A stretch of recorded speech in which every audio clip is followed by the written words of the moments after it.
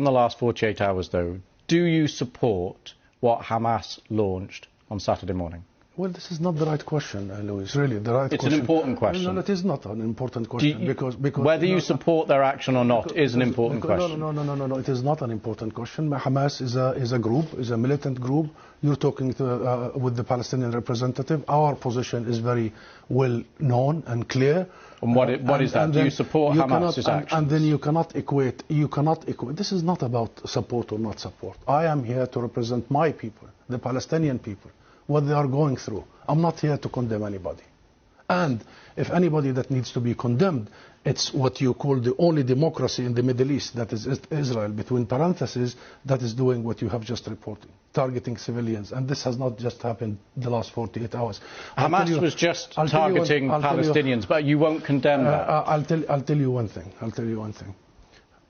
Hamas is not the Palestinian government, okay?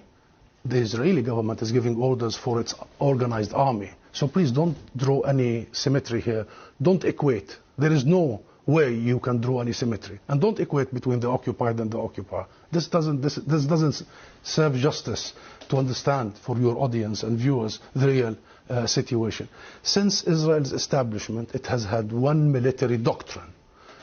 When it fights, it goes and fights civilians, kill civilians, so they pressure the fighters.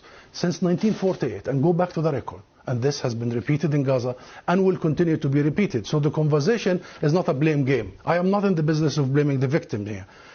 The real conversation is how do we stop this vicious, deadly cycle. You just condemned Israel for killing civilians, and you won't condemn Hamas for killing civilians. How many times you have interviewed Israeli officials, Louise? Hundreds of times. Hundreds of times. How many times Israel have committed war crimes right live on your own cameras? Do you start by asking them to condemn themselves? Have you? You don't.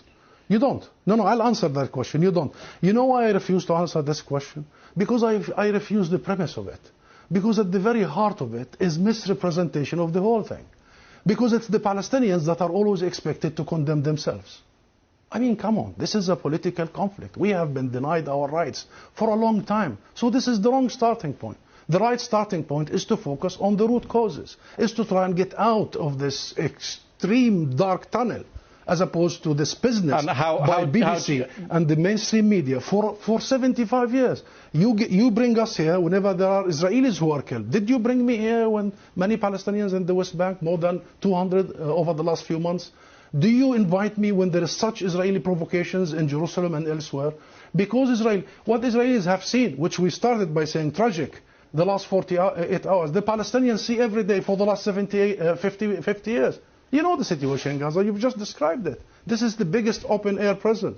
Those people, 2 million, have been taken hostage by Israel for the last 16 years.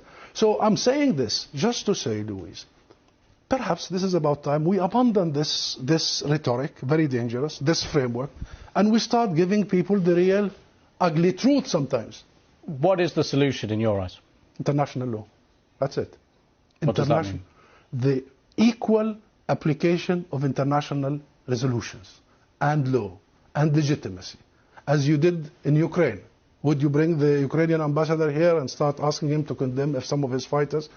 We need to fully and equally apply the rules that were created by the League of Nations after the horrors of the Second World War. We need to make sure that Israel is not the exception. It has been for the last 75 years. We need to make sure that nobody is above the law. Britain is renowned, Louise, for the rule of law.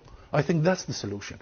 Israel is an occupying force. It is responsible to provide protection for the people under its occupation. And should they commit crimes and crimes against humanity in the coming hours and weeks, it must be held accountable by the international community and the international judicial system. Hussam Zomlot, thank you very much for coming on the programme. Thank you.